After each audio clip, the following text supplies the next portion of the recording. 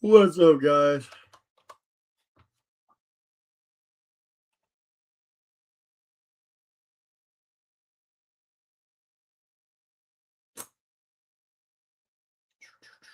Hope everybody's having a good evening. I'm just going live a little early, just to make sure everything's working. Oh, man, it has been a long day. Let me get this shared out to a few places. Oi, oi, oi. Hmm.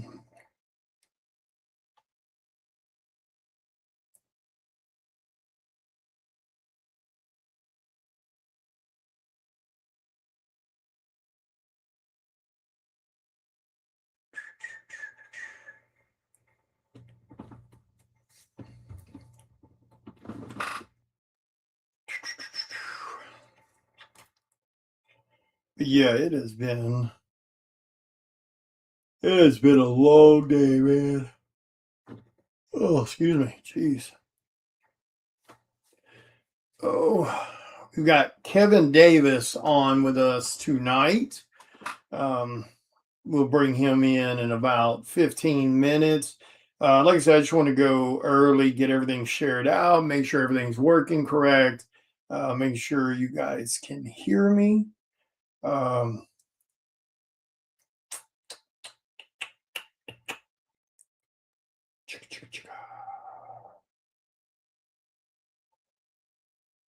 oh, oh, sorry. Jeez, man. I am pooped.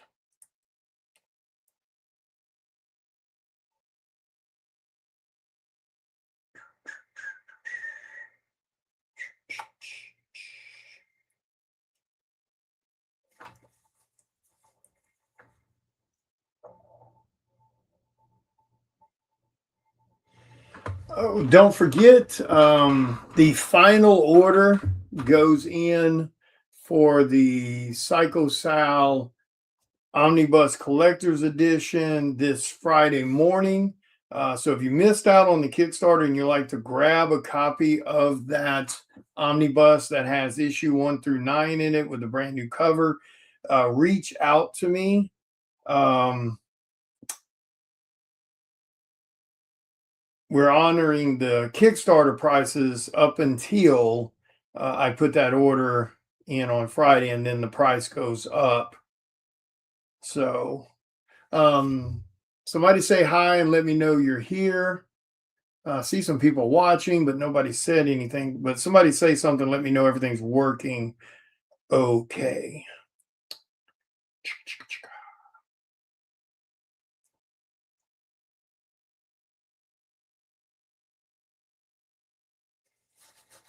Oh, man.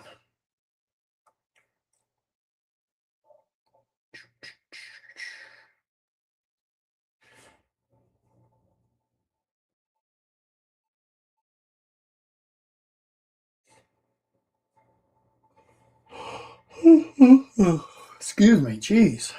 Sorry, guys. Okay, why am I not seeing comments? There's like 4 of you in here. Okay, so the comments are working on my end anyway. Um, but yeah, we're going to be talking to Kevin Davis tonight about his projects and stuff like that, his part he plays in the whole comic world industry. Um,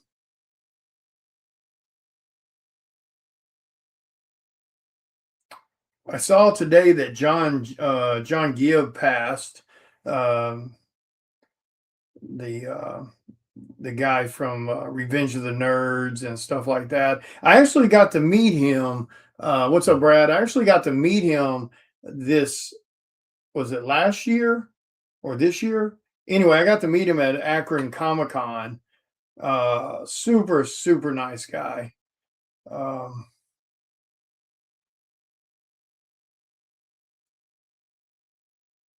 I think he was like 70 or 71 or something like that.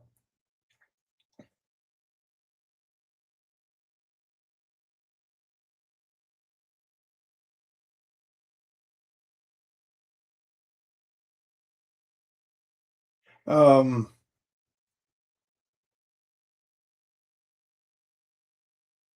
Also, don't forget the end of this month. What's up, Kevin? End of this month, I will be at Fan Expo Denver. I'll be in Pro Row.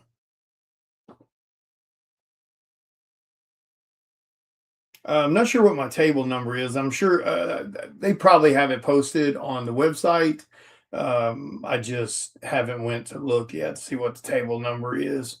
Pro Row is real easy to find at most Comic Cons. It's usually on the back wall, like wrapping around Artist Alley. So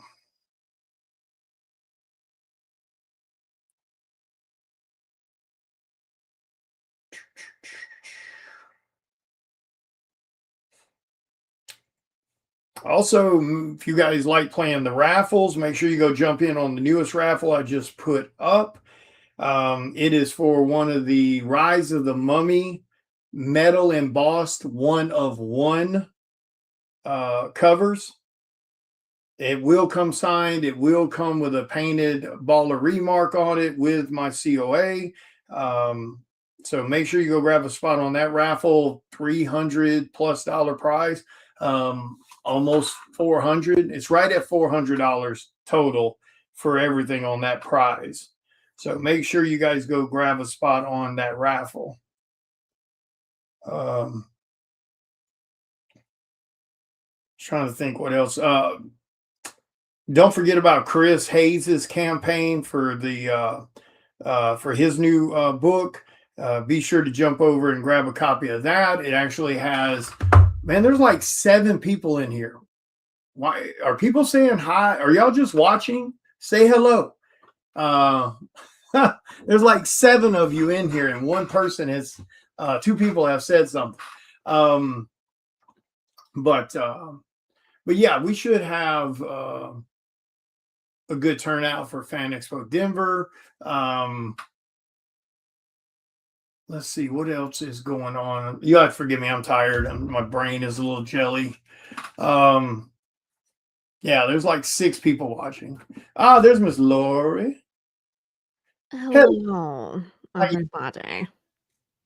Yeah, I went live a little early to make sure everything's working, and yeah. I'm assuming it's working. I saw 2 people say something, but there's like 6 people watching, but we got a bunch of what's it called? Warriors? No. What's it called when they just like to watch? That's what it's called. I couldn't remember. Oh, exhibitionist is the other one. Never mind. It's the other one when they like to perform. Yeah. Only when I'm paid. But yeah, I was just telling them to check out Chris's Kickstarter, and I don't know how many days he's got left. Don't forget, guys, I think there's only a few days left for the Crit Kickstarter too. Make sure you guys go over there and show Chris. Say I'm so bad with say off. What, say off? Say off. Say off. Let's look it up. So, yeah, so he's got a few days left on that. So make sure y'all go grab my kitty cover. Crit has 8 days. 8 days. Okay, cool. Thank you. Yeah, I knew it wasn't a whole lot. But like I said, guys, the order for this is going to the printer on Friday. So please get with me if you missed out on the Kickstarter and you want a copy of the blood cover, regular edition or hardback, or if you want a hardback regular copy of the regular cover. Because after it goes to print, I won't be carrying those books on my table or my website. I'll just have the regular trade drag version of this cover, and it will be double the price it is right now. So, and then when do you launch your? I'm thinking July. Now, is that number? Which one is that? Is that the trade paperback That's bundle? the second trade. So okay. 5, 6, 7, 8 in one collection plus bonus material. I have so much bonus material. I am trying to be reasonable with it. I'm trying to stick to the same amount of pages we had last time, which is 148. So Okay. Yeah, you saw that reply on that guy's email about that, right? yeah, and I tried calling him, but I already started redoing the file again, so I'm halfway done. Yeah, I wasn't sure what he was referring to that He because still didn't give me the spines. I need the spines and the covers just to make okay. sure that those are done correctly, but the interiors have been done. Well, the trade paperback cover is the same. That's what was confusing me because the Yeah. trade paperback cover, the interior pages are exactly the same size as the cover. And that's the standard size, but not the omnibus. Right. Because the And the omnibus is omnibus bigger. is So that's like, why I think I asked him like 3 different ways. I know. That's why I was like, what? Because that's why I was like, okay, I'm gonna back away. I tried calling him because I was Yeah, like, all right, I'm just gonna ask him directly. What's yeah, the dimensions for this? What's the dimensions yeah. for that? I'm gonna write it down. Well, I know this as far as the hardback goes, around the top, the opening side, and around the bottom, it's only about that much bigger than the interior pages. Mm-hmm. So it just hangs over, But I what? only have to do that for the covers. The interiors are completely different. So that's why I was like, just tell me what it is. Yeah. Well, the interiors on the hardback should be the exact same size as the interiors on the softback. That's what he said, but then he gave me different dimensions. He was like, yeah, they're the same. So in an omnibus, it'll be this. And I was like, it is not the same size. So that's why I was like, William, I'm just gonna call this man. He didn't answer though. So I left him a message. We'll see. Hey, Kevin. What's up, Heather? Hi, Heather. Brad. Hi, Brad. Yeah, it's like that's the stuff like Can't make it. that's the stuff I get like I can't really deal with because I don't have the I guess patience for it because I believe in just simple answers Just and tell me which size. it should be simple answers and not this like I used to date a person that when they went to tell me a story they went everywhere but the story to get to the story. So they had to tell me this whole round the world thing to tell me. And I'm like, just tell me the part that pertains to what's wrong. Like, Right. I don't need to know all the others. All the So backstory. I'm that way with directions. Just tell me what it is from A to B. I don't need to know. Well, if you did this and if you did it, I'm like, no. I just want to know this. Right. Ask somebody one question for one answer and you get 10 possibilities. I'm like, this isn't the multiverse. I just need the one damn answer.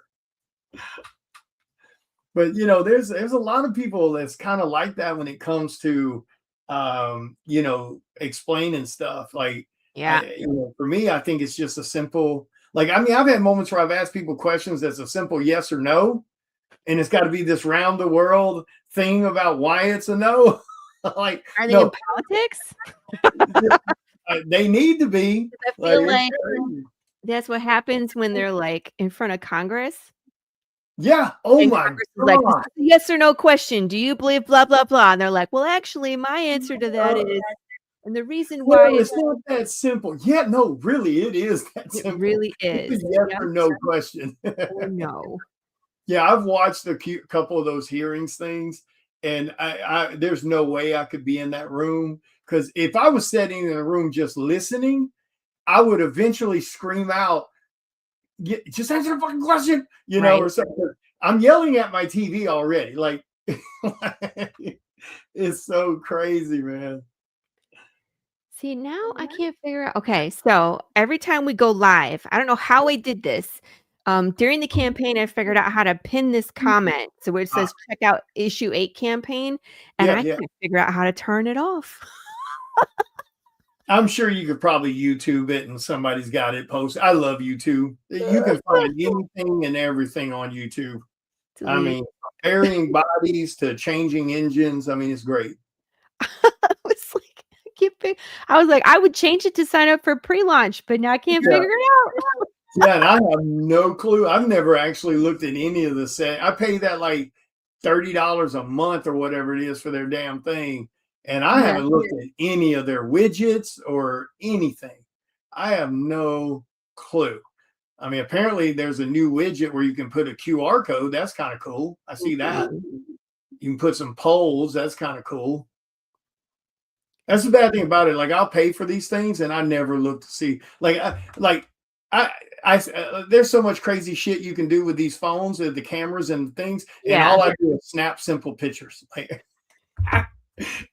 I'm like, I need to start telling Apple, I don't need the $1,000 version. I just need the $200 version that takes a call, sends a text message, and I can snap a simple picture. Like I just need that $200 version. Do you like my shave job? I shave. Yes, thank you. On Tuesday, on Tuesday, I was not on the Tuesday Morning Brew. One of my buddies, Dash Hooper, covered the show for me so I could go watch my kid to have her field day at school. Because originally it was on a Thursday and they rescheduled it for bad weather. And of course, they scheduled it Tuesday at 10 to 12.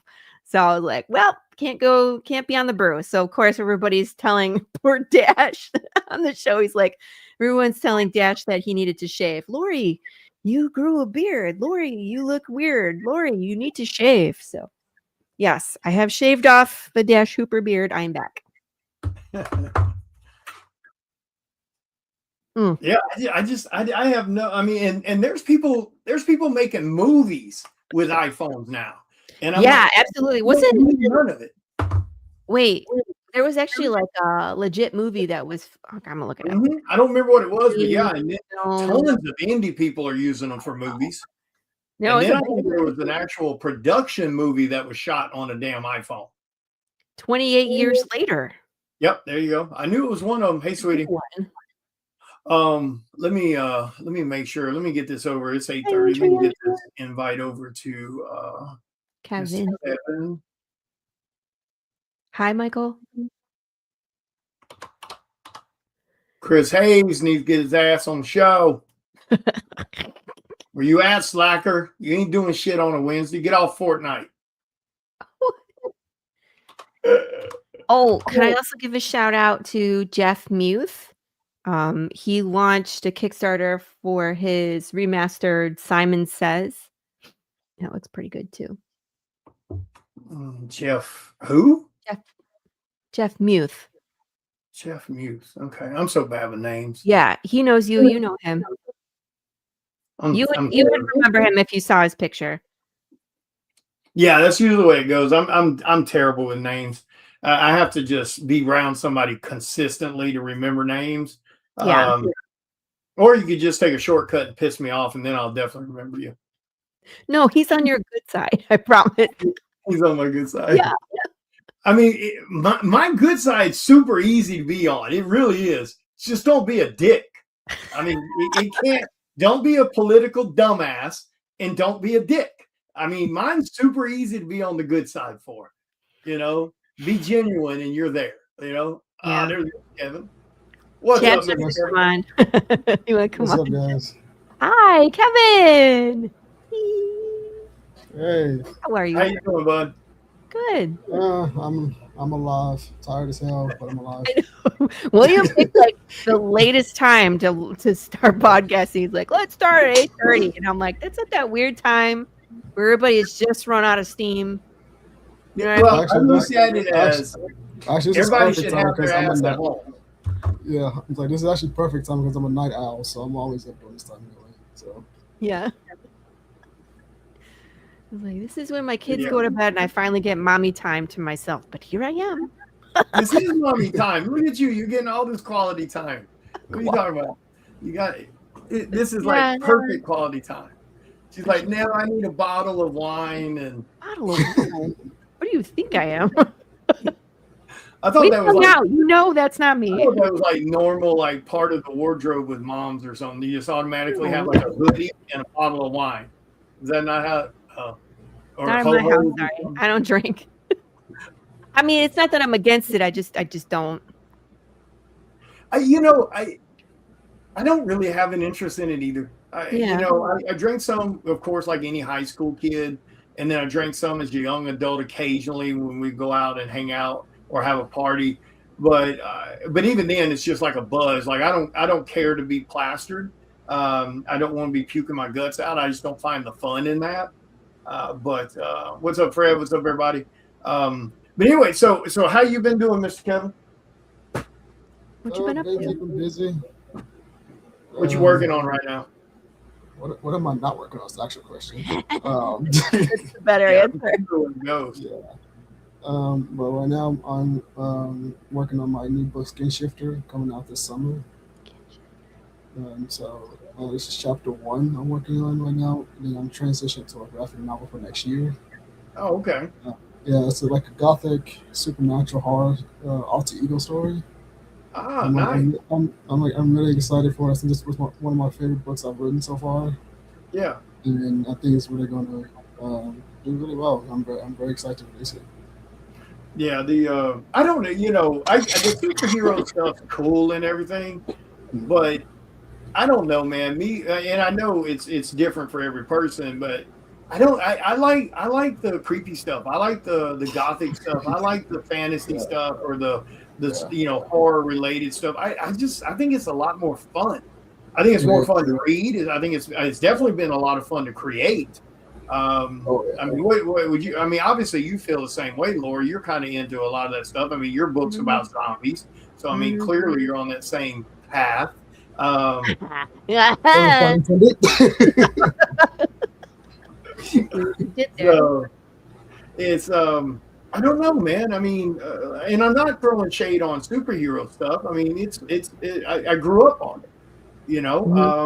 I enjoy the movies. I enjoy the books when I get a chance to read them. I still have a lot of fun with a lot of. There's been lots of great books, that dealt with superheroes, but it's one of those things. Like if you really sat down, I don't know if you guys agree with this or not, obviously, but I view it as when it comes to the superhero stuff, I think there's only so much you can do with it. You know what I mean? When you're creating horror stuff or you're creating thrillers or stuff like that, I think there's a lot more boundaries you can push with that, of course. A lot more raw moments you can generate with fans and things like that. Do you guys think that too? Do you think you can only kind of go so far with the whole superhero concept? Now the villains are always something you can push, but even then you can only push them so far. What do you think, Kevin? I mean, to me, I think you only push it so far if you make yourself to. Because I'm the type of person I don't follow the rules that these people create like superheroes. Like I'm writing my first superhero series. That's not my series; it's for somebody else. But she let me explore some elements that I never seen in superheroes, and that she actually loves. So I really just think that you can go as far as you want. Just don't like stagnate yourself in like a certain area. Like just expand your imagination is not that hard to me, if I'm being honest. Yeah. So what about you, Laura? What do you think about that? I think superheroes as a genre experiences the same kind of fatigue as every other genre. It kind of goes through phases where you guys have heard me talk about zombie genre, where it's like it's scary, creepy, and then they escalate. It gets more violent, and then it becomes campy. And then eventually when we get to like, especially with scary things, when we get to like the love interest version of that scary thing, the genre has died and it needs to be restarted. So I think superhero gets fatigued. And I think we've seen it go through phases where it was like cool to be superhero. And then it was cool to be an anti-hero. And it was cool to be, to kill off the hero. And then it's like Invincible, and like we were talking about this last week with Invincible and The Boys, where it's like hyper violent and like corruption within the superheroes. So again, I think it just kind of follows trends. Like we see things come up at the same time. People seem to have tapped into the same creative universe at the same time. Isn't that weird? You know how we get movies like Ants and A Bug's Life? You know what I mean? Like stuff like that happens at the same time. So I think, that someone just needs to do something new. Yeah, I agree with that. We definitely see the kind of bob and weaving that it does and the ups and downs for sure. And then, like you said, and I think that's what happens. I think we kind of get to that point where you can't really move the needle anymore creative. And I think that's where we get the hyper violent or the over sexualized or things Yeah. like that with like the boys and stuff like Right. that, because you don't really have anywhere else to go once you hit a certain point. Now, do I think that once it hits that crazy level, will it kind of reset itself and then we kind of go back to what originally Yeah. kind of got the ball rolling? Yeah, I do. Once we kind of get past this boy shit, I think the whole button will kind of reset a little bit, because we've kind of seen stuff like that happen in the past, especially with like action movies and stuff.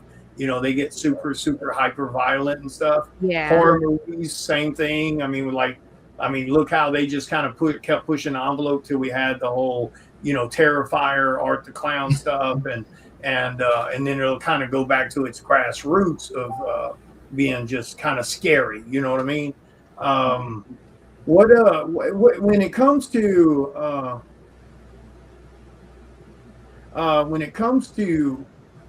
the superhero stuff, do you think it's do you think it's do you think it's a desperation thing to get sales is why they just automatically go to that heavier? Because let's be honest, it's sales.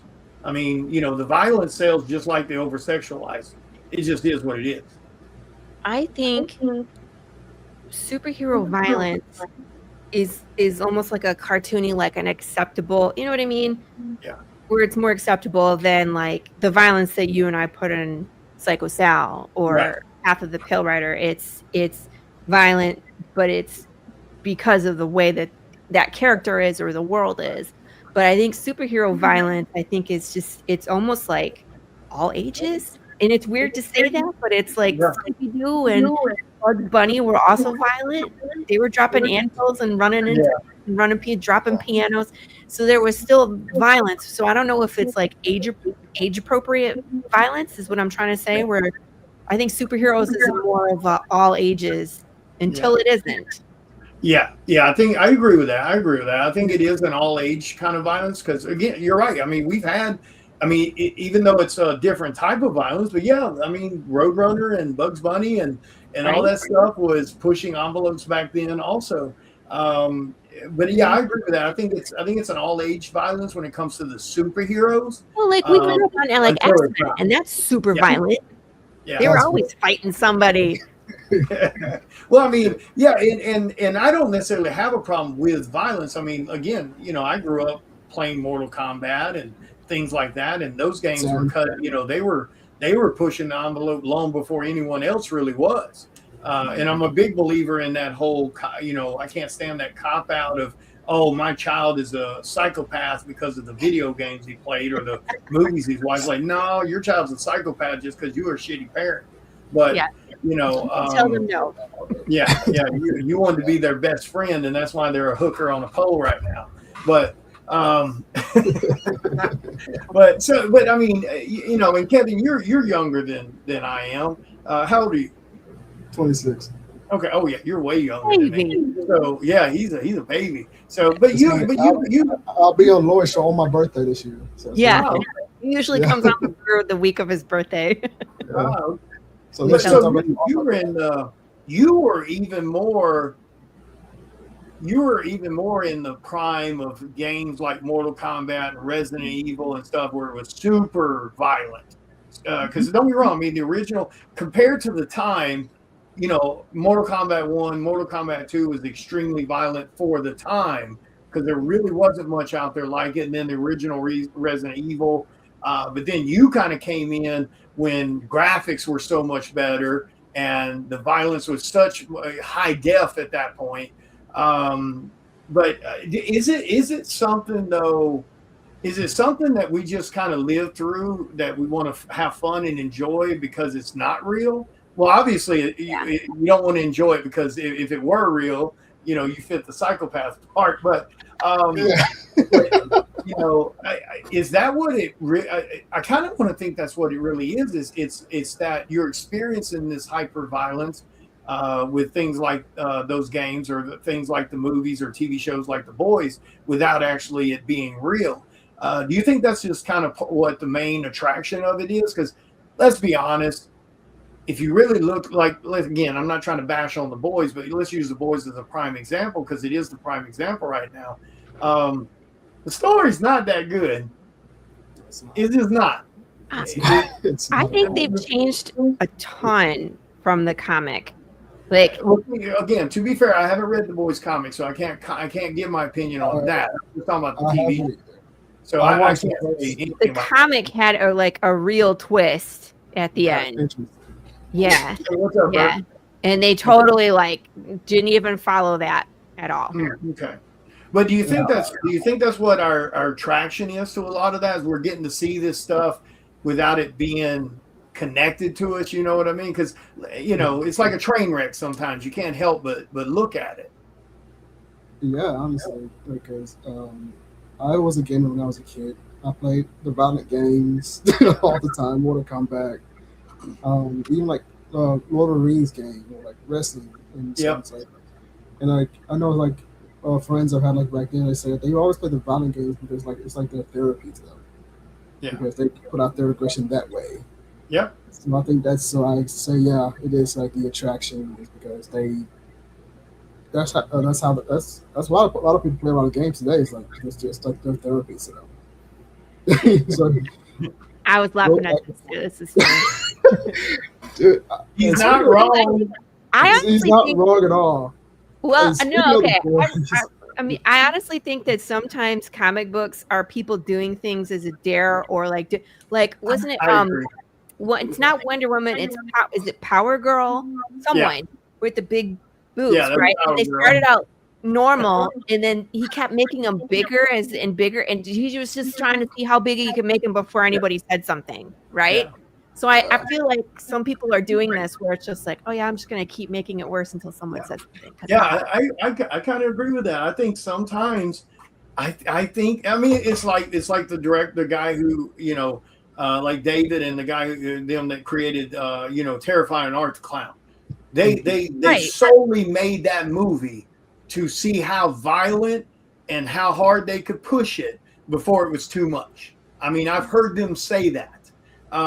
So yeah, there's no doubt. I think some people just try to push the envelope to see what they can get away with, and then it hits a nerve. It hits something. I mean, like you mentioned earlier. I mean, Psycho Sal's a prime example of that. I mean, it hit a nerve with a lot of fans, and and that book is definitely pushing the comfort level. So so there's definitely a fan base for it, but. But do you think that's one of my favorite stories? Yeah. The what now? And that's one of my favorite stories. What's that? Psycho Sal. Thank you, man. I appreciate that. Yeah, Chris and Lori them did a great job on the scripts for that. They did great job. So there's definitely a market for it. I mean, obviously, again, look how successful The Boys has been. But like I said, from me personally, and everybody's different. I don't think it's that good. Again, I can't speak on the comic because I haven't read. Have you read the whole comic, Lori, for The Boys? I've read most of it. I know how it ends. I didn't read. I don't have the copies of how it ends, but I've watched online. And I know how it ends. You've read enough of it, though. Yeah, you've read enough of it though that you can make in your opinion, a legitimate opinion on it of quality, overall writing. Storytelling. What did you think of it in comic form? Oh, it's great. It's superheroes run by a corporation, and I love the premise. I love the premise. But. And when it starts out with Huey and Butcher, and the whole mystery behind Butcher's wife being missing. Right. He thought she was dead. He assumed she was dead, and he's hunting Homelander because he thinks that he killed his wife, and it turns out she had his child right in secret, and that she's still alive. At the end, okay, so these bad things, I'm gonna talk about the comic only, Okay, I'm not going to talk about the show because I know the last season just. I'm not talking about that. Okay, don't come for me. I'm not spoiling it. But in the comic, Homelander wakes up and he can't remember. He's lost time, and so there's this whole thing with Homelander where he thinks he's going crazy. And when you get to the very end, there's a lot of stuff that happens. Right? He finds out that the guy that's playing the guy that's Black Noir, that other comic, he's part of the Seven, is actually Homelander's clone. Oh, okay. Okay. And he was told he could take the spot of Homelander if Homelander was dead or like he's defunct, right? And so Black Noir is actually doing these fucked up things to try and get Homelander to crack so he could take a spot. Ah, okay. Okay. But you don't know that that's Homelander's clone. And Homelander thinks he's going crazy and doing these terrible things, but really it's not him at all. So that's different. That's a good twist. And they just they killed Black Noir is just something completely different in the show. Yeah. What you just described so far, from my experience, because now to be fair, I've only watched like the first 2 seasons. That's different than the show completely from what that's what I'm saying. Like they changed it right away with Black Noir's character being completely different.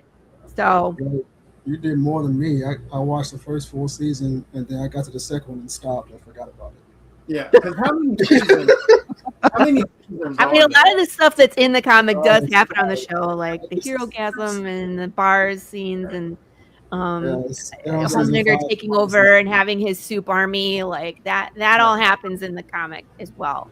But the point of it was someone was playing Homelander all the time and it was his clone. Ah, okay. Because I knew I knew the premise of it, I've heard the pitch, the elevator pitch, and I love the thought of it. Superheroes not being super, like people thought they were goodies, and being ran by Pepsi, so to speak, a corporation, and so I loved that concept, and that's why I watched the show. And don't get me wrong, I know shows today, movies today, they do got to move the goalpost a little bit to make things a bit more heavy, a bit more violent, because we've gotten so desensitized to everything. So I get that. But like I said, especially when it got, I think it's the second season where it all turned into orgy fest and everything else. I was like, this shit's stupid to me. Like I can only do the dick and fart jokes for so long. And that carried over to a bunch of things. I tried watching The Peacemaker. Yep, that's another good example. Thing, season 2, like they all had a big orgy. I'm like, why are we doing this? Yeah, I don't think we already did this. I think they're just trying to normalize orgies so they can start doing them in their neighborhoods or something. That's all I know. Gross. Pineapple parties, Like I don't need to see that on a Tuesday. Yeah, and it's not needed. Like I think that for me as a fan of stuff. And I'll let you guys chime in on this because I'd love to have your opinion on this too, Kevin. Me personally, there's things in TV shows, comics, movies that if it's not needed to push the script, I don't see the point. If it's not needed, I don't give a shit who you're sleeping with. I don't give a shit what orgy parties you go to. I don't give a shit what cocaine you're snorting. Like I don't care about none of that crap you should be doing behind a closed door. If it doesn't move the story, I don't see the point in it. It's just like you're throwing shit in because you lack the experience, confidence, whatever, to tell a story, to stand on a story's sake of standing. And you have to throw this shit in to make fillers. You get what I'm saying? Like, do you guys think that same way? Do you think that too many people crutch on stuff like that to fill moments when they could just be telling better stories? Like I don't see the point in the orgy.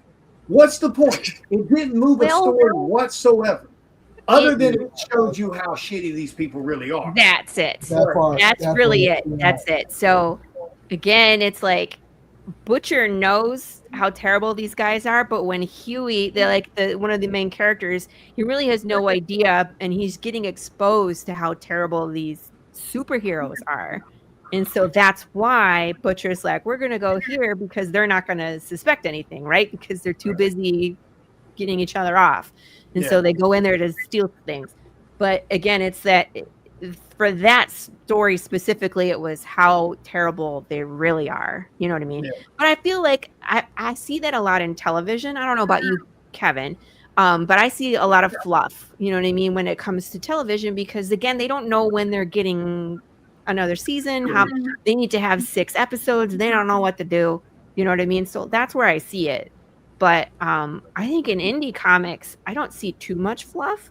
I see, because we only have like 24 pages to tell all the information that we can for this one issue. So I feel like there's a lot less fluff in our medium. I don't know. What do you think about Um, well, for ones, I can talk about one show like Stranger Things. That was straight up Stranger fillers in every episode, if I'm being honest. God, yeah, it was right, Um, man. Jesus. dude, like with the final season, they would it feel like they just threw stuff together just for the sake of it. It was just horrible. And when you mentioned Peacemaker, like the first episode season 2, had a massive orgy that lasted like what 10 minutes for no freaking reason. Yeah. It's like James Gunn is like a one footnote writer. He makes these unnecessary jokes. Yep. Like these type of scenes. Like even in Superman, you have Superman save a random squirrel. Like what the fuck is I was like, excuse my language, but what the crap is with the squirrel? Is Superman saving the squirrel? Yeah. Like, what was the point of that? I'm like, so stuff like that, it really irks me. I was like, Yeah. James Gunn, I liked you with Guardians, like that was cool and all, but you're just doing the same exact thing over and over again. Oh, he's a one-trick pony. There's no doubt. Yeah, and so I'm like watching I TV wonder shows how and much of movies. that- I try to. I'm always like the person. I want to like stuff because I'm a fan, but I got to the point. My writer brain turns on. I was like, that could have been taken out and done like this way to continue the actual story. And I was like, what the hell are we doing here? Why am I wasting my hour watching this crap if it's not going to tell me the actual story? What's the point of the story? Right. I wonder how much of it though is because again, when it comes to Hollywood and production, and when producers and directors and all these other extra people get to put their 2 cents in, I wonder how much of the checklist does James Gunn get? Like, okay, you need this character, you need these things to get sensation. You need a nude body, whether it's Chris Hemsworth or someone else. Yeah. You know what I mean? Like show a butt. Someone falls on a girl and accidentally touches her boob. Oh, I'm so sorry. That always happens in a superhero movie. So it's like, how much of that checkbox do they have to do? Are they also constrained? I don't know. And then like when Peacemaker came out, James Gunn was overhyping and something big happened like the last 3 episodes. And then the last 3 episodes come, nothing really happened. It was just some random character from they were like, oh, the Justice League. Oh, and they were here, but okay. you didn't see their face. Like, I was like, it wasn't really them anyway. Yeah. Yeah, there's a comic. I think it was a writer. And I'm not going to say the name because I'm not 100% sure it's who I think I'm remembering it being. But he did the same thing. Every time he about had a new book come out, he hyped it up on Instagram and stuff about how game changing it was going to be and this important stuff was going to happen. And then the book came out and nothing was happening in the book. Like he did that shit a lot to hype up his own books to sell them. Yeah, and people ate it up. They would grab, oh, you better get the newest issue. We wrote this thing and we've got some crazy stuff that's going to be happening. And like, so sadly there is that. But I agree with you. A lot of that dumb shit is probably VPs who got their 2 cents in. Hey, James, what would be funny is, if you had Chris Hemsworth bent over in his butt in the air and his asshole talking, we need that moment right there. That'd show how much of a superhero he is. Or, we need him to have a feminine breakdown, so he can connect with the ladies in the audience. Like, there's always going to be those guys that throw their 2 cents in. I mean, look at the dumbass. To what? And then, like, the other thing is they put unnecessary curse words at random times. Like, they overdo it every single time. Yeah. Like just for the sake of rated R. I'm like, you can do rated R in many ways, right? Besides doing curse words. Okay. So comparing all that crapola, did you guys see? I know Kevin did. Did you guys see a Project Hail Mary? No. Yes. Okay. That is an excellent story, and it's well told. I mean, how do we get back to that? Like that, I Yeah. think the success of that should help Hollywood kind of see like, okay, we don't need all this violence, death, nudity, swear, like none of that was in this movie. Yeah. If And I could it's recommend a movie, I would definitely recommend seeing that. I think we might actually. yeah, William, you should see it. Do you like Yeah, space? I like. Yeah, I mean, I watch all kinds of movies. Like, I'm Yeah. not one of those like one trick pony guys. Like, I only watch horror. I only watch like I love all types of. Hell, one of my favorite movies, Interstellar. Yeah, I thought no, that you was love a this. great movie. Oh well, you love Interstellar. I think you'll love Project Hail Mary. Yeah, it's the same guy who wrote The Martian. Do you remember? Did you see The Oh, Martian with that's Matt another good movie. Damon? I thought that was a good movie. It is. All right, I just like the Matt Damon. Sadly Oh, for me, God. I think the last time we had movies for the sake of movies, 90s. 90s. I mean, Yeah. you know, everything these days has some kind of hidden bullshit agenda or It's a some reboot. yeah, or the reboots on top of reboots. You know, Sequels? huh? On top of sequels. Yeah, exactly. Just shit for the sake of shit. Nobody's really, at this point, I wish they'd just use Chat GPT and write their damn movie so we can get something that's decently quality. They're already doing that, William. I think they're You still. say that, but look what happened. It's gonna happen. Yeah, but yeah, I agree. I think I want to go back to where I whether it's comic books or whether it's movies, and I'll get y'all's opinion on this. Me personally, I read when I do get a chance to read or watch movies. I do that because I'm trying to escape the bullshit reality around the world. I don't want to watch any of that shit for your political thoughts and opinions or your religious, unless it's a movie that's strictly based for that. I just want to see a quality movie that is just a movie for the fun of a movie. You know what I mean? If that makes sense. I think stuff today, like you said, everything's being regurgitated, and then and I don't even understand how you could possibly take the biggest mind screw to me is taking a movie that's a great original movie and you screw it up, or you take an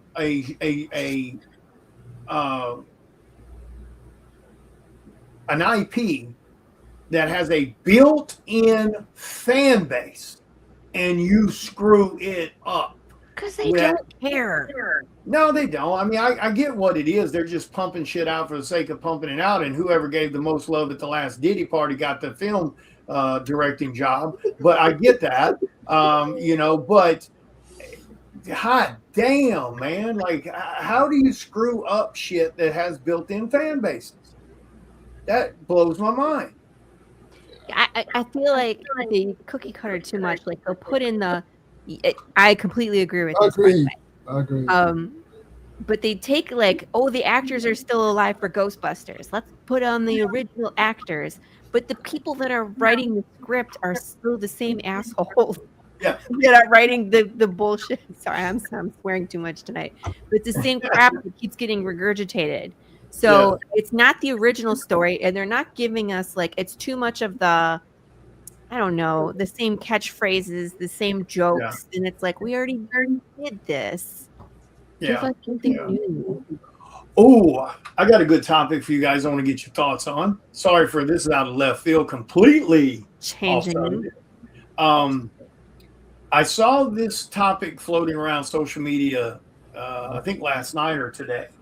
And I'm going to talk about Kickstarter. Yeah. my favorite piece of news, because I'm watching people cry a river all over Facebook bitching because they won't be able to sell their porn comics on Kickstarter. I love it. No more not safe for work comics being done through Kickstarter because of Stripe. So what do y'all think about that? Because I think it's a win. So honestly, now people got to write real damn stories about real damn shit, and they can't crutch on their favorite tentacle porn bullshit. Honestly, I'm with William. I'm for it too. I'm sorry. I'm not sorry. But Oh, so Andrea, what happened? Okay, so here's the thing. This has been the rule for a while. It's not new, but I think they're doubling down on it. So it's not Kickstarter's rule, it's the payment processor Stripe. Right. And so that's who processes all the payments and the credit cards. They funnel the money from the backers through Kickstarter and then onto the creator. So Stripe has a rule that they do not promote pornography. They don't promote like sex work, any kind of like it's stuff like that. Like, you know what I mean?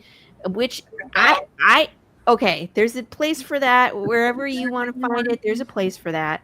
I'm confused about Stripe. I don't understand why they can pick and choose because they're the payment processor, the one and only for OnlyFans. Yeah, but it's a different, let's see, how is it done on that one? So There's a how is it? okay, so I'm trying to remember how to explain it. So the reason they can do it with OnlyFans, it has something to do with it being a different sub company or a different ruling. I can't remember. I'll have to dig to find what that was. But there's an actual reason why it's different from Stripe with Kickstarter than Stripe with OnlyFans. I wonder if it's a percentage because there was something I read something about that. Like if Kickstarter, they're so embedded with Stripe and the percentage that they take for the payment processing is so low that if they were to go with someone else, it would be something like 15%. Yeah. Oh, yeah. Probably. And not 3. Right? I think it's closer to 5. Honestly, it's like between it's 5%. 4 and 5. They right? 5, yeah.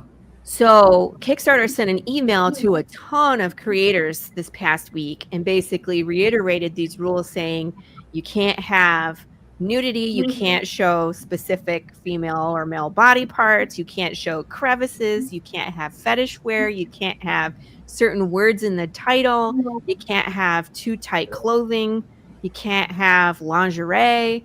I mean, like it's so bizarre. But then in the next paragraph, it says, but we promote spicy things. Yeah. So. Well, here's the thing. I think this is what they're getting at. I think spicy is okay. Sexy is okay. Nudity in certain ways can be okay. I think where they're trying to draw the line is because it's gotten away from that to too much actual physical porn. But Kickstarter promoted it. Remember what they came out with the whole mature section? Like they have a project we love and they have the Make 100 and they're going to make a new section that's mature. And it's like they're going to promote more of that. Well, I think if it was segregated like that, I think it would be fine. But right now, Kickstarter, anyone can go on there and order those books. Right. So, a 16-year-old kid with their mom's credit card or whatever the case may be could be on there ordering these, titty covers. And then when they get the book, it's full-blown tentacle porn. But is the mature section going to stop that? I mean, I don't know unless it's an age verification thing. I don't know. See, that's why it's so confusing. It's because I think they should just go with all of it because if you can't make a damn comic book with you and it can't be based off of some type of porn story, like there needs to be a these story. Are comics, I get that there's comics for all ages. I get that, but like Anthony said, that's what irritates the shit out of me because again, I have personally sat next to creators who make porn comics and tell me their book is straight up shit, trash. If it weren't for the tentacle porn type shit in it, they wouldn't be selling. I mean, I've had creators say that to me. The story's terrible. The book is terrible. If it wasn't for the porn, I wouldn't be making any money. Yeah. And then they're doing $30,000 and $40,000 Kickstarters. Yeah. And then taking 3 years to put their book out. So the benefit for us three, because I don't think any of us fit into that category. No. Hopefully there will be less competition. Like I said, I'm fine with it. If they gut it, and I didn't even get the email. People were like, check your email. And I was like, I didn't get anything. I was like, what are you talking about? they probably sent those emails out to the people that were doing the shit and letting them know, hey, you're Get an about to email, not Kevin? get to do that no You more. don't have any of that. Oh God, no. You didn't get the email either. Okay, because I was just No, curious. I haven't heard anyone who does legitimate comics. I haven't heard any of them say they've got the email. Oh, It's been the people that apparently do the over the top. Like I said, I think it's just a prime example where they allowed. I think they were spicy. being kind of lenient. Yeah. They were. If you read their rules, they were definitely being lenient. Yeah. And they were allowing the spicy, but like we always do, everybody's got to take advantage. You give them an inch, and they take 15 miles. Yeah. And I'm sorry, some of those books I've seen at shows on some people's tables, it's straight up insertion, penetration porn. And they're using Kickstarter. They're using these things. And I don't blame Stripe. I don't blame Kickstarter. I cheered like a psychopath the night that they banned TikTok. Oh, on TikTok. No, I meant in the comics. You were like, it's like William.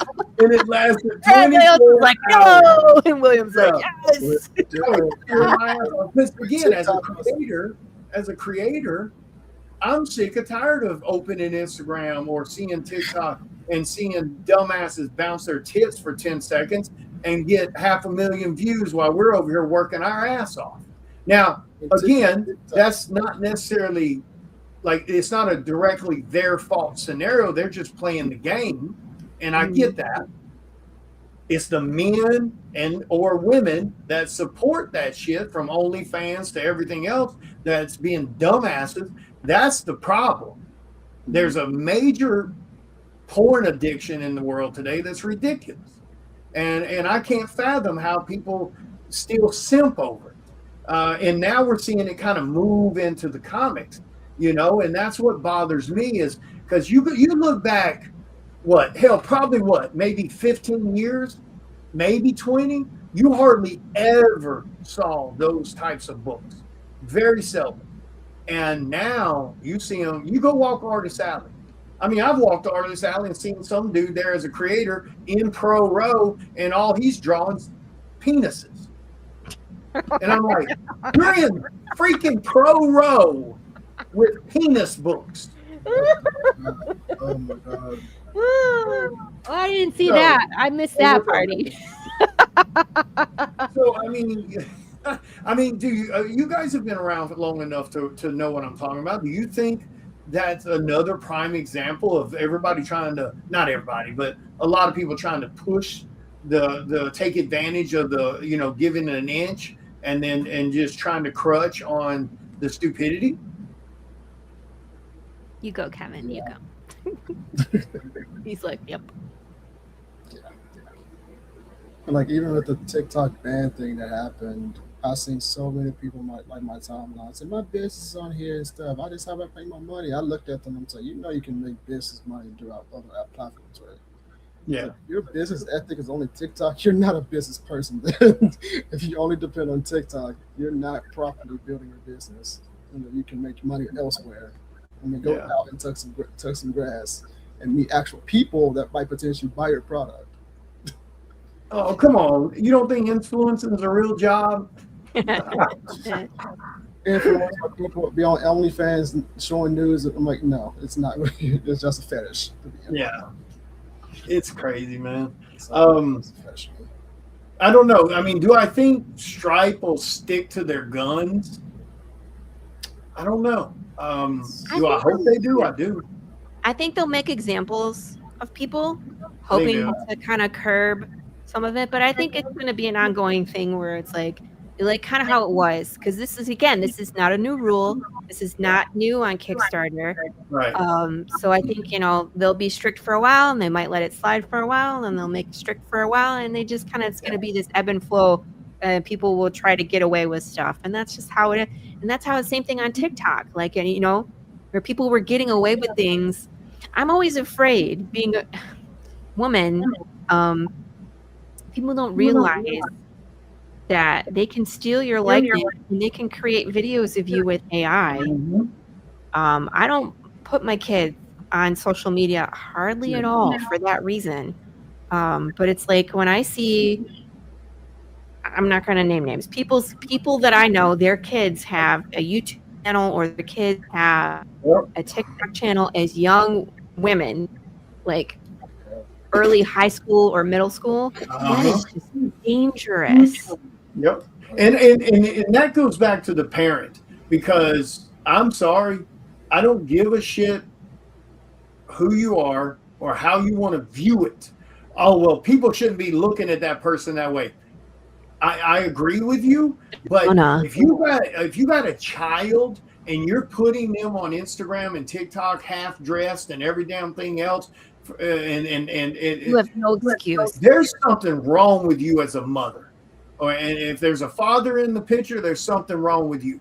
You're sitting here using your child to generate income for yourself, and then putting them out there with these. I agree with you. It's insane to me. And then now you throw in the whole AI mix, and there's already been some people that's gotten caught with that.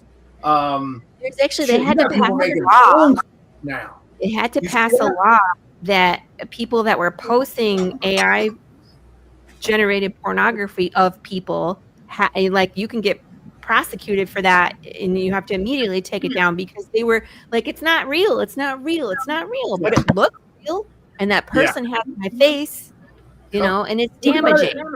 Yeah, so you can lose your job, you can lose your career. You know, if you were somebody with an actual career, I mean, yeah, it's and I think that's going to get worse before it gets better. Because now you see that about those people using AI to copy their somebody copied someone's daughter, their voice, and was calling them, telling them they were in trouble and needed money. Yeah, this is the thing that's been going on. They do it for elders. Is they'll copy your voice too, and they'll be like, they're calling from jail. Will you accept this phone call? You know, it's like, Grandma, I'm arrested. I need help. Send me money. I need $300. What do you think about that, Kevin? Do you think that's something that is that something that we need to, I don't want to say police, but is that something that we should be having a voice in? Because obviously these people that are doing things like this, they have friends, they have family members. You know what I'm saying? When you see stuff like that happening and it's your, friend, or it's one of your family members, I think it's more along the lines people need to start saying something. Like, I get that that's their life, and at the end of the day, it is none of our business. I get that. But what the hell happened to it being a community and everybody trying to help everybody? And because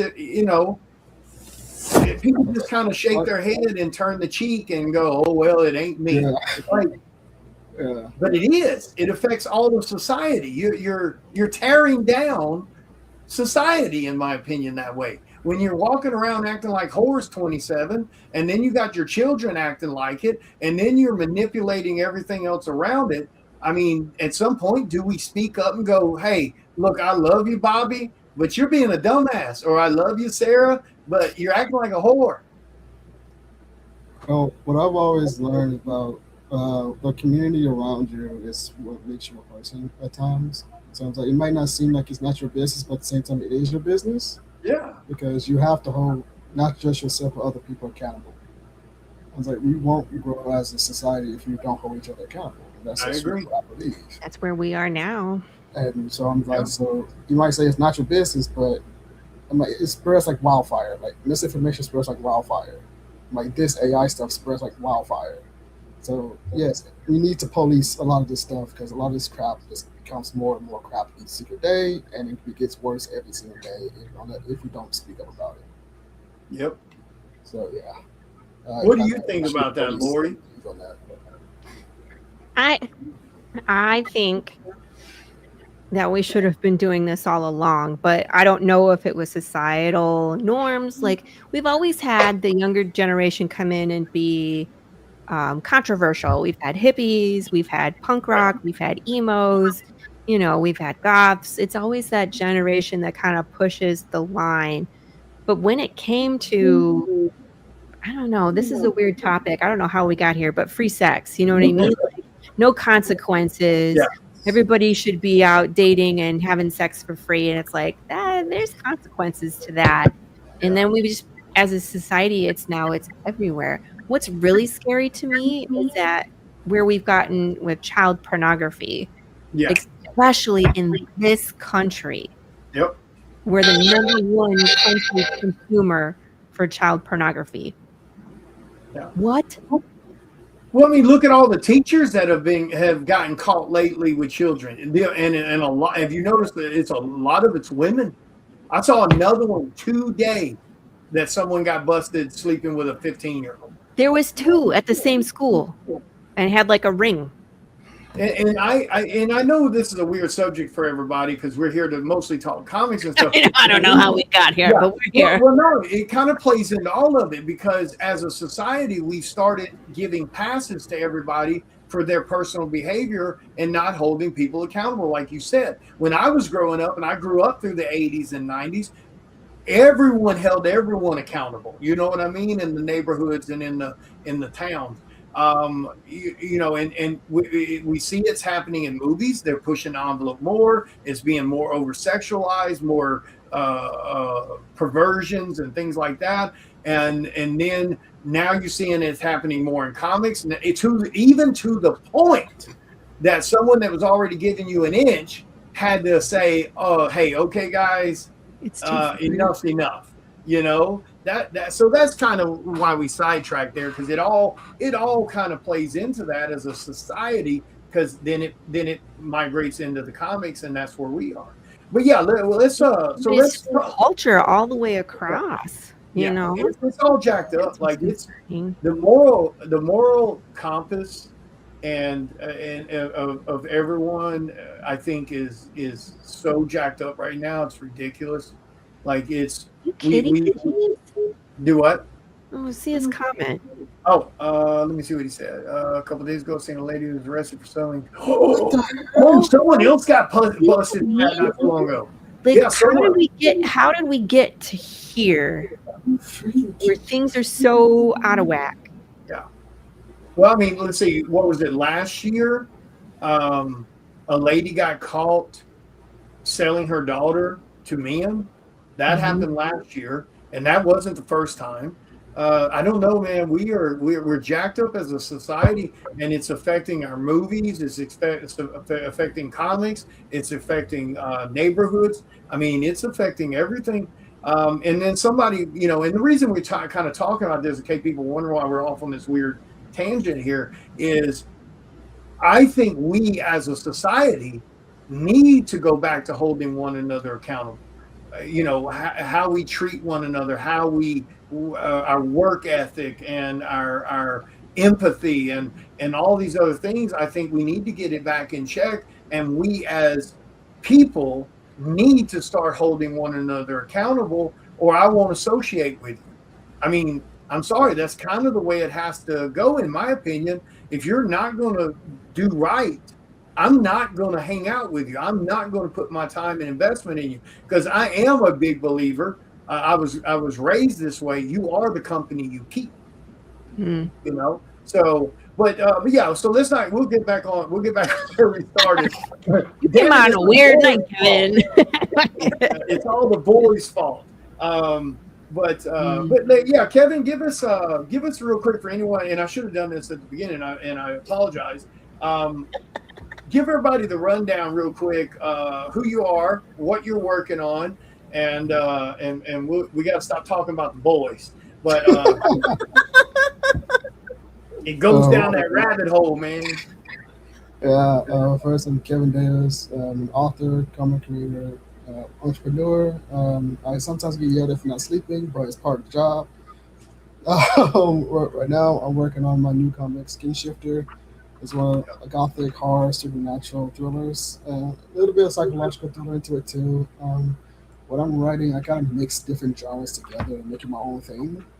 And like we were talking about, I'm like, just because I write horror, I don't like the Terrifier stuff. I like the regular sexy, gore porn, whatever that crap is. I was like, well, there's like a little gore, but the gore goes with the story. That's how I try to balance my storytelling. Yeah. All right, sorry. Someone in the comments is like, I came in a weird time. Yeah, you Yes, did. you did. I told you on this show we might be liable to talk about anything. Anything. I also work on my own Chemistry Fate magazine. You can get the first issue on Amazon. Nice. Laura is actually in the first issue, by the way. Awesome. Yeah. She's one of my first interviewers that I got in the magazine. Joe Zalazar's in the first issue. Uh, I got comic strips in my magazines. And I have mental health articles and business articles in my magazine too. So it's like a horror lifestyle art magazine that I started. Nice. And I do a lot of other different things. Like I also create my own apparel. I work on the retail company. I work my own shoes. There you go. I work on my own drinks and snacks for my beverage company. So I do other things outside of publishing. So that's why people ask me, "How do you have time for this?" I was like, "I don't. I just do it." Yeah. Kevin sleeps. That's my opinion. Yeah, people like, "Do you sleep?" I'm saying, "Yes, at 5 o'clock in the morning, and I work at night." So yes, Yeah. I do take sleep. I sleep during the day. I do That's part times, but yeah. He's going to bed when William is waking up. Yeah. It's just like tag each other in. I see Williams post early in the morning while I'm still up. When he says he's up doing this and that, I was like, I'm going to sleep because I've been doing exactly that for the past 9 hours. Yeah. So, Yeah, I think I was up at 4:30 this morning, out of bed by 5 and ready to rock and roll. yeah, I was going to sleep. I'd already done a 4-mile walk before most people are rolling out of bed. So Hey, don't talk to me at that time. Don't ask me questions. Don't send me things. Don't do it. But I'm going to help her out. Lori told me to start calling her at like 4 in the morning when I get up so she can get her day started. But there's nothing. Yeah, and there's nothing like that. Like that's really what it takes. Like people don't realize the amount of work it goes into running your business. If it's your sole income and it's your business, there is no part-time. There's no regular full-time. I mean, you're lucky if you're doing time and a half. Most of the time you're working almost a double job, especially in comics, because you have the promoting side, the creating side, the fan interaction side. You have all these different aspects that play into it. Now, can you obviously delegate that out to other people? Have someone that handles your social media, handle all that kind of stuff. That takes a huge load off, sure. But now you're paying someone else to do it, and you're hoping they'll do it as good as you would, which most people aren't going to do it as good as you would have done it because it's not their business. You know what I mean? They're being paid an hourly wage. And, let's be honest, most people today, they don't even want to work for the hourly wage they're getting. But, it is. But, I'm a morning person. So, I don't know if I can consider a morning person. I'm kind of because I usually don't go to bed till around 11 o'clock at night. And then I'm up, 4:35, something like that. So, but yeah, I don't really do I think Jason Turner's that way. I think he works through the night and then kind of sleeps some of the mornings. Yeah, I've never done that. I worked night shift for a long time. Y'all can keep that shit. I don't want anything to do with night shift. I did that for like 10 years, and you never slept good. Like not for me anyway. But what do you? When do you launch your book? The one you're working on right now. When do you? What's your target date? I'm planning this July, August. Okay. So you're going to Kickstarter, right? Yeah, it's just a Kickstarter, and I believe it will get funded. So I want to get that out in time for Halloween, in case people want to wait to read for Halloween. So that's why I'm gonna launch it between July and August and have it printed after the Kickstarter and get it out before Halloween. Nice. So, and then Lori, yours is going into Kickstarter. You said what, June or July? I'm thinking the first week of July. I'm looking at July 3rd. I haven't put a concrete date because I want to make sure I have all my ducks in a row first. Yeah. But July 3rd is looking real good because that's a Friday. And just the 31st of July is another Friday. So that's a 4-week run right there. So that's what I'm thinking. Yeah, I'm hoping. I got to finish this damn thing. I'm hoping to get Sentinel Veil of the Damned in the Kickstarter around. Shit, I was hoping the first part of June, but I don't think that's gonna happen. No. I think I think I'll be lucky if it's. Shit, I think I'll be lucky. Am I lettering I that? don't know. Huh? Am I lettering that? For I oh said yeah. no. Am I lettering it? Now here's the thing. Now I'm not talking about the book being done by then, because since the whole point to the way we did things or the way we do things is the book's 100% completed before we launched the Kickstarter. But that was because the minute the Kickstarter ended, when the 2-week window process for all the payments, it went straight to print. But now with the pay over time, it doesn't go to print till 2 months after the Kickstarter ends. Yeah. So now there's no point in me busting everybody's ass to get the book done before the Kickstarter ends. So I'm just going to finish the script, get it to Arturo so he can start drawing the interiors. Soon as I hand him the script, because I know how he works, I'm not sweating him. He'll get it done in the window I want it done in. And I'm just going to go ahead and launch the Kickstarter the minute I give him the art. It'll take him 4 weeks to draw the art. And I usually launch when I have like 4 pages and the covers.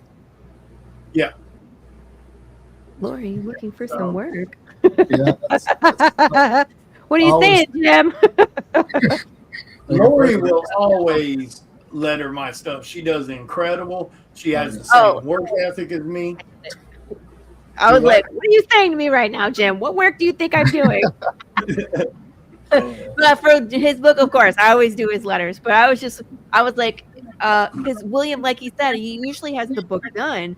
And it's May, 15th? So when he's like, yeah, I hope it's done by June, I was like, that's 2 weeks. I just meant launching it with the Kickstarter, because I was going to panic. There's no point in me busting everybody's ass to get it done in 30 days because I have to wait 60 days to even ship it. Yeah. So I like the pay over time option. It doesn't benefit me because I'm stalled on my book now because of it, but it does benefit the fans. It's a huge help to the fans. I mean, when you can spend, $300 on a Kickstarter and it's split into 3 payments over, 2 months, that's pretty good. Do I think more fans need to take advantage of the pay over time? Yeah, I think people are missing the point and missing the advantage to it. But I don't know. I think it was a good thing. I mean, what has been you've been using it for a couple times. What's been your experience on it, Lori? Have you used it yet, Kevin? Not yet. This is my second Kickstarter, so I'm still doing the Kickstarter. Oh, gotcha.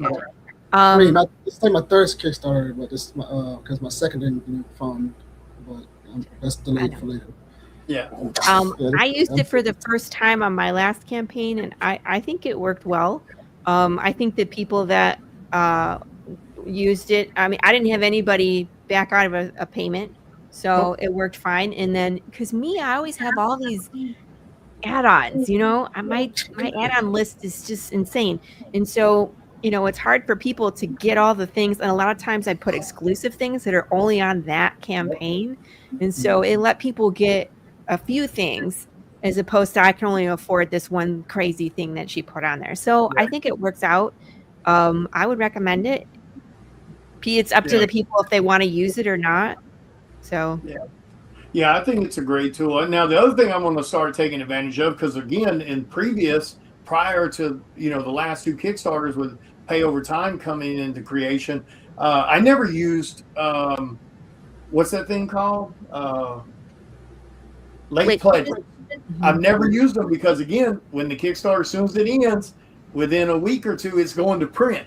So now on the next, I didn't think about it this last Kickstarter, but on the next one, I'm going to turn on the late pledges because I'm still getting people right now. Oh, hey, can I still get this or this? And I'm like, no, the Kickstarter's over. Yeah, I would say I usually get between 5 and 10 late pledges.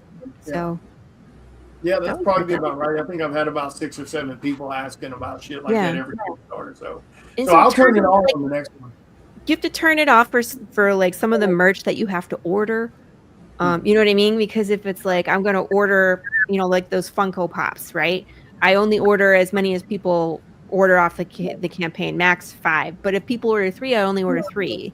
So, but those take time and Yeah, they're expensive. So I can't order extra. So I turn those off. But right. like everybody can get the book. You know what I mean? I just leave that on. There's no point not to. I'm gonna over order anyway and take them to cons. So go ahead. Yeah, I've got to put in another order.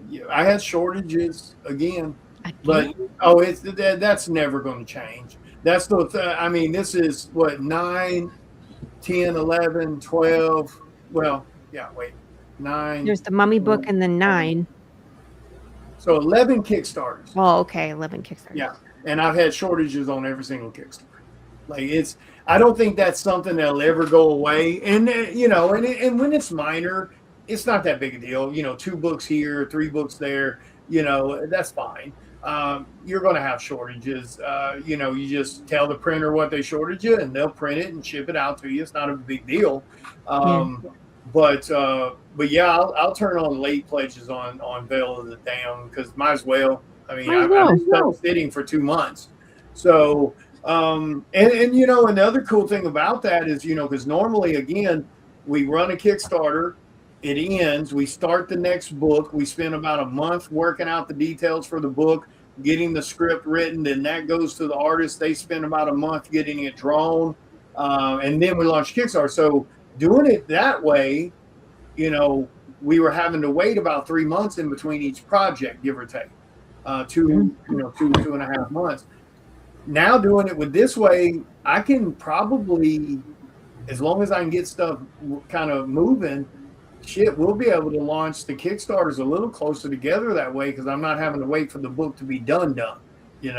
So you've done enough where you can do that. So what happens with Kickstarter though, if you haven't done, I think the magic number is 5 or 6. Don't quote me on that. 5 or 6 fulfilled. Right. And then it's like where you are now, you can be fulfilling and launch another one, but they only let you do a couple. So you would just be like overlapping one. But most like where Kevin is, where he's on his 3rd, they would not let him do that. Right. Yeah, you would have to have completely fulfilled before you could even launch sometimes they won't even approve the next one until that one is fulfilled. And so, I think that's smart. I think it should be that way. Unless you have a proven history. Yeah, I agree. Now, don't get me wrong. Now, I don't want it overlapping. Like I don't want to. I don't want to be launching one on Kickstarter and we haven't even finished the script. You know what I mean? It's different. Yeah, I don't want to be in that ball game. But if the script's done and I've sent it to Arturo, and he's actively drawing it, I might launch the Kickstarter like that. And by the time the Kickstarter ends in 30 days, he'll be just about done with it. Then the lettering gets done. I still can't send it to print for another 2 months. Right. So, yeah. So I've gotten away with this before where like my books are on order and I have fulfilled like all the PDF and the digital tiers. Yeah. And then they'll let me they'll approve my next campaign. Okay, cool. So I may have to change the way I did the PDFs then too, because normally I don't send PDFs out till I know all the books have shipped. Because I don't want nobody spoiling shit. Because you don't want what? People spoiling anything. So I make sure the people that bought the physical copies, they get their physical copies before I send the PDFs out. I send everybody the PDF. Yeah, no, Chris does too. He sends them out as soon as the kid, like the minute he sends the books to print he sends them out. That's what everybody does. I think I only have like one tier where it's like super cheap. It's like $10 plus shipping, so they can get just the book and they opt out of the digital. But for the most part, I haven't seen anybody go on and spoil things except for my dad. The very first issue with the bear and the horse, my dad was like, "You did this," and I was like, "Dad." delete. I would delete his comment. I'm in his chat like, Dad, why are you doing this?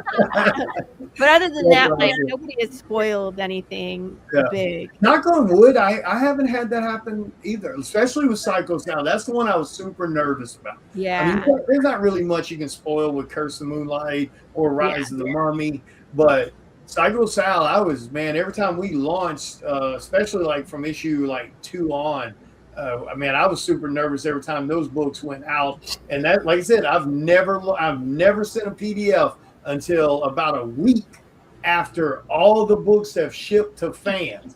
Yep. So terrible. Well, what if the people reading the book spoil it for the digital people?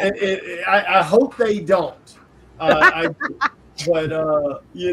yeah, I don't know, man. Like from day one, every Kickstarter, it was about a week after the book. Like I'm getting ready right now to send out the PDF for Rise of the Mummy. I shipped those books out a week ago. We do things so different. Well, what do you think about that, Kevin? As a new guy coming in, do you think it really matters in the indie community so much? Because it isn't like movies. Like if there's a damn movie you want to go watch or a TV show, your ass better stay off the internet the day that movie hits the theater. Because shit tons of people are going to spoil that right there on social media. For the spoilers? I'm the opposite. If a movie comes out that I want to see, I see the spoilers on TikTok anyway. I'm still gonna be excited for it. Oh, I'll still go watch it. If I'm being honest. But with like the indie stuff, I was like, for me, for my first Kickstarter, I sent the digital out first, then I'm shipping out the books. Yeah, that's what everybody does. I'm the opposite. Yeah. I was like, because I thought that's how you do it. And so I'm like, granted, I was a little bit delayed with the physical books because there was a lot of damage, so I had to reorder some new ones and fix up the pages in the book. But I'm finally getting out there. I got some books out there already, so now I'm just getting the rest of them out there now.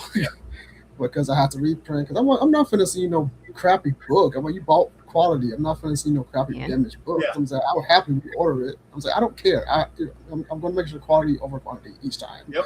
I said I might be Kevin, but I'm not Kevin Feige. I'm quality over quantity. So I'm going to make sure you have the quality that I promise. Yeah. So, yeah, we do the same thing. It really shocked me. I didn't expect it at first. But when I got the first batches of Psychosalium, when we printed that issue number 1 and we got the book in, because it never really dawned on me about the quality of the paper and the covers. And then I got them and I'm like, okay, now I see why these damn things are costing me $5 a piece to print. The quality on them is ridiculous. I went and grabbed some of my DC Batman books at that time, and I'm sitting here looking at both these books together. Our quality is ridiculously better than what Marvel and DC prints. And I get that because they're printing with the cheapest printer they can print. They're printing on the cheapest paper they can print. It's usually outside the country. Well, not usually. It's always outside the country. I think Canada is where they print their books. But yeah, that was something I didn't really think about at first. It didn't even dawn on me to say, oh, what quality paper are we printing on? It never crossed my mind. And then when I got them and I compared them to Marvel and DC, I was like, oh, these are so much better. And like when I printed my first magazine, I used 2 different printers just to check the quality. Yeah. The first one that came in, the cover was blurry as hell, and like the insides was horrible. I was like, oh wow, you charge this for this piece of crap? Like that was overpriced. Like, are you kidding me? And then the second one from the other printer was slightly cheaper. The quality was just flawless. Like, I even showed my sister, like, tell me what you think. I'm like, I didn't say anything. I was like, tell me what you think of this. I'm like, that one was blurry as hell. I was like, I'm not the one. I was like, I'm not. And I gave her the other one. She said, now that's so much better in my eyes. I can adjust to this one. Yeah. I was like, okay, so I'm going with this printer for now on. So and you know what? Sadly, we've seen now it's not all indie or not equal. That's for sure. I've backed a few Kickstarters in the past just because I knew them on Facebook and bought into it and got the books. And I'm like, oh, this is rough. I was like, why would y'all approve this? And then you find out, oh, you printed it in China for $2 a book. That's why it looks the way it looks, and it took you 6 months to ship your books. So yeah, it definitely matters. Were you surprised about that, Lori, when you first jumped in, or did you know what quality paper you were getting? Because I had no idea. I didn't even think to ask that question. I had no idea. None. Yeah. So USA, I think baby. Print USA. I printed with Comics Wellspring for issue 1. So that was, I think and I just they have menus, they like online, you pick and choose, and it says like, this is what's standard. So I kind of just went with what was standard for that first issue. So, yeah, it felt nice. Magazine. That's what I printed my magazine with. Comics Wellspring. Mm-hmm. But they're way different now. Like I wouldn't, sadly, I would not recommend them at this point. So. It's my website. It was kind of difficult how to navigate it, so that's why I have another printer now. So I have a backup 3. Yeah, I like their that has another good quality. So I'm like, I'm glad I planned ahead of things. I have a plan A, B, C, D, E, and so just in case stuff happens. Yeah. And plus, the new printer I have is actually slightly cheaper than Commonwealth Springs. I'm like, well, shit. And it has awesome quality too. I'm like, okay, I can buy on inventory for this place. This is actually right. So I'm like, okay, I'm gonna stick here then. I'm gonna stay over here then. Wellspring changed their everything. Yeah, they did. I was mostly upset about having, like a lot of companies, like if you order like issue 1 and you have 4 different covers, like that still counts towards the quantity, the total quantity. But they changed that where it's like each cover now has to be a minimum of 25. And so you don't really get to cash in on that like accumulation for your order because they're all considered different, separate. Some people like that. They'll run themselves out of business because they try to nickel and dime every step they take. And it's more about loyalty than it is nickel and diamond. Well, I'm enjoying the printer we're with now. Used them on the last, last issue of Psycho Sal, I think, and then, or Rise of the Mummy. Anyway, they print metals, they print foils, they print everything we need, and great community. Great communication. And that one's big for me. If I got a damn question, I want an answer that day, But now I'm also one of those old school guys. I might chat with you on the phone about a problem. So I might call you. If you're not taking my calls, I'm not giving you my money. I'm also the same way. They'll have these websites where you go in and put all your orders. I'm not doing that shit. I'll sit there and type my entire order up in an email and I'll send it to you.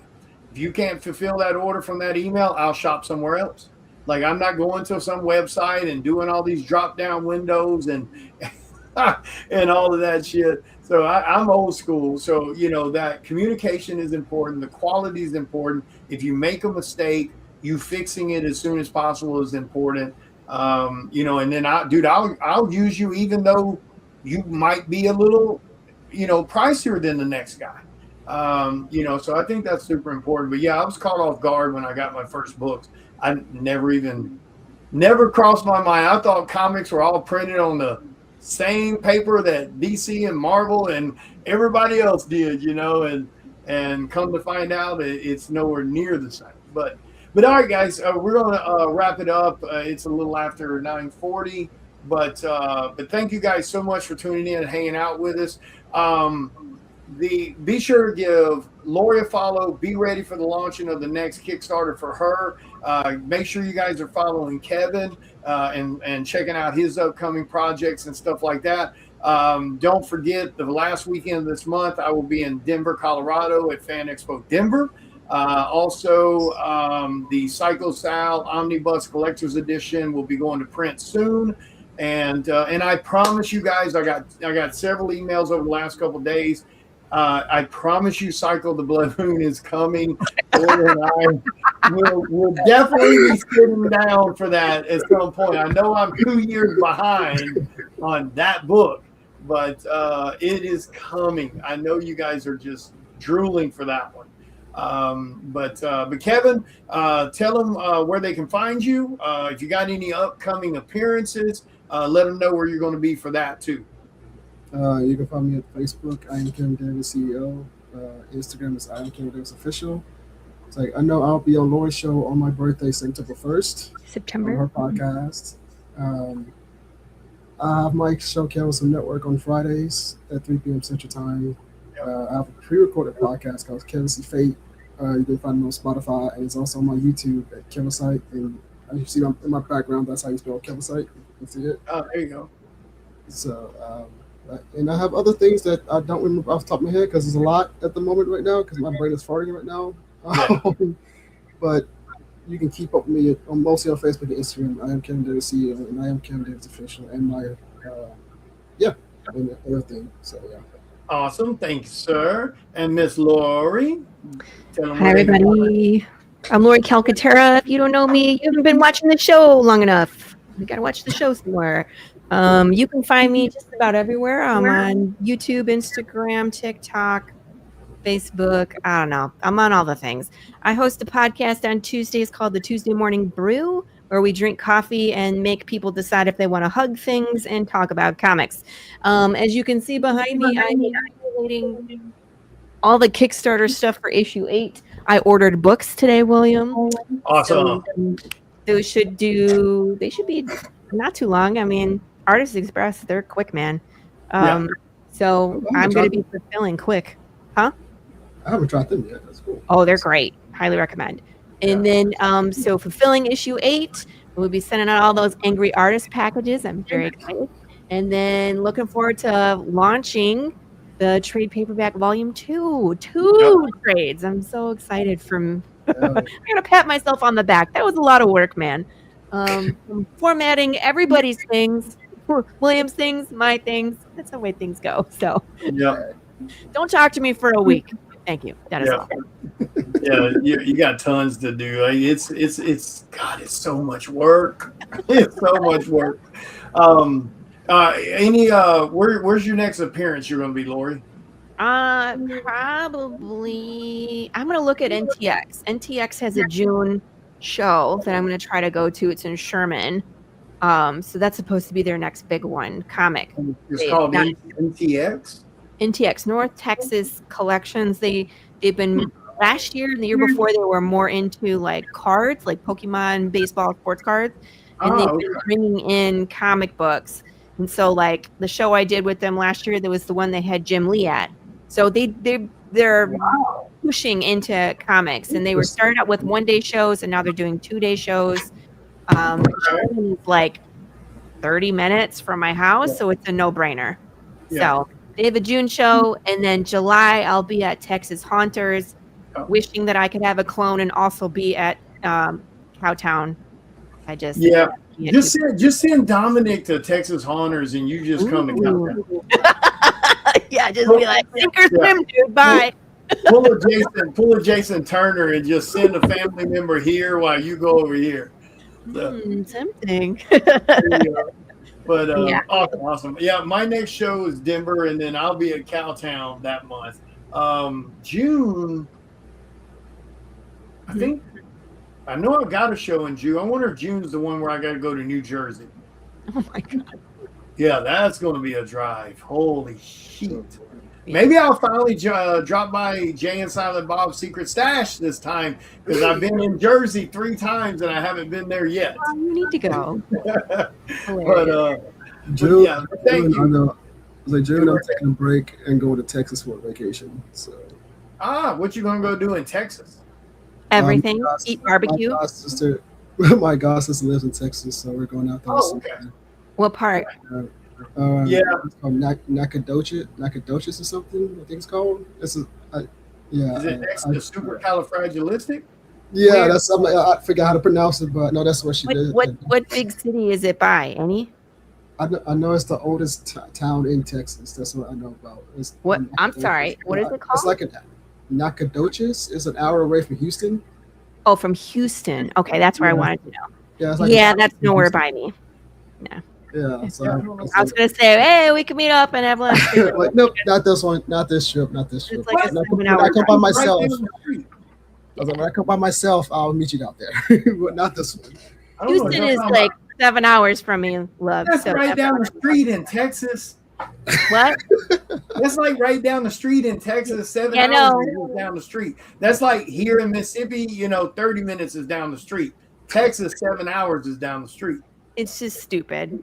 But yeah, it's like the oldest town in Texas. And, Oh, okay. I'll Google that.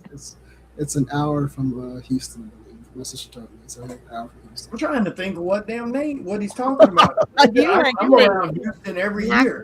Nacogdoches. Nacogdoches. Is that what it's called? like that. It's like, Nacogdoches. that sounds about right. Yeah, I think so. Officially established in 1779. Yeah. Nice. Yeah. I was just saying, my face was exactly like y'all's when she told me where she lives. So I was like, Where? Wait, you said nachos? Like what? Yeah, have a nachos. Better have a nacho truck there. They need some nachos. No lie. Yeah. Well, make sure you find one of those hole in the wall barbecue places in Texas, a mom and pop place. The Texas has got some good barbecue. I got to give them credit. Yeah.